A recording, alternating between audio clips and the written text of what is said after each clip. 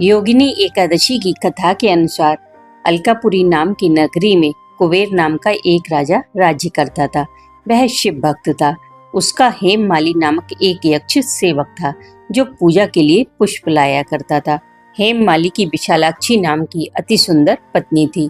एक दिन वह मानसरोवर से पुष्प लेकर आया, किंतु कामासक्त होने के कारण पुष्पों को रखकर अपनी स्त्री के साथ रमण करने लगा।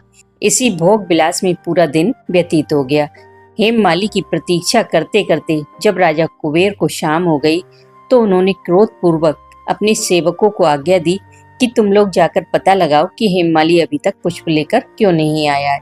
जब सेवकों ने उसका पता लगा लिया तो राजा के समीप जाकर बताया कि हे राजन, वह हेममाली अपनी स्त्री के साथ रमण कर रहा है। इस बात को सुनकर राजा कुबेर ने हेममाली को बुलाने की आज्ञा दी। भय से कांपता हुआ हेममाली राजा के सामने उपस्थित हुआ। उसे देखकर कुबेर को अत्यंत क्रोध आया और उनके होठ फड़फड़ाने लगे। राजा ने कहा, अरे अधम, तूने मेरे परम पूजनीय देवों के भी देव भगवान शिव का अपमान किया है। मैं तुझे श्राप देता हूँ कि तू स्त्री के वियोग में तड़पे एवं मृत्यु लोक जाकर कोड़ी का जीवन व्यतीत करे। कुबेर के श्राप से वह तत्क्षण स्वर्ग से पृथ्वी पर आ गिरा और कोड़ी हो गया। उसकी पत्नी भी उससे बिछड़ गई। मृत्यु लोक में आकर उसने अनेक भयंकर कष्ट भोगे, किंतु शिव की कृपा से उसकी बुद्धि मलिन न हुई तथा उसे पूर्व जन्म की भी सुध रही। अनेक कष्टों को भोगता हुआ वह अपने पूर्व जन्म के कुकर्मों का स्मरण करता हुआ हिमालय पर्वत की ओर चल पड़ा। चलते चलते वह मार्कंडेय ऋषि के आश्रम में जा पहुंचा। वह ऋषि अत्यंत वृद्ध एवं तपस्वी थे तथा दूसरे ब्रह्मा के समान प्रतीत हो रहे थे। उनका वह आश्रम ब्रह्मा की सभा के समान शोभा दे रहा था। ऋषि को देखकर हेममाली वहां गया और उन्हें प्रणाम कर उनके चरणों में गिर पड़ा।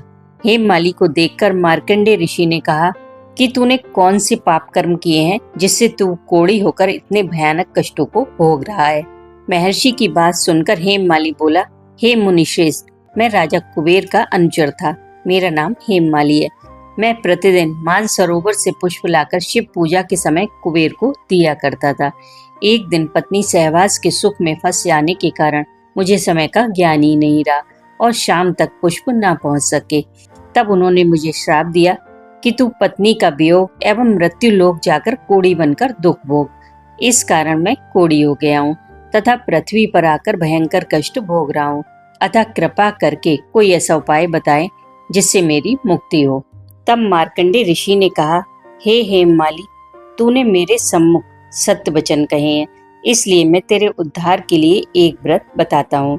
यदि तू आषाढ़ माह के कृष्ण पक्ष की योगिनी नामक एकादशी का विधान पूर्वक व्रत करेगा तो तेरे सभी पाप नष्ट हो जाएंगे। महर्षि के वचन सुनकर हेममाली अति प्रसन्न हुआ तथा उनके वचनों के अनुसार योगिनी एकादशी का विधान पूर्वक व्रत किया। इस व्रत के प्रभाव से वह अपने पुराने स्वरूप को प्राप्त हुआ और अपनी पत्नी के साथ सुखपूर्वक रहने लगा। इस व्रत को करने से सभी पाप नष्ट हो जाते हैं तथा अंत में मोक्ष को प्राप्त करके प्राणी स्वर्ग का अधिकारी बनता है।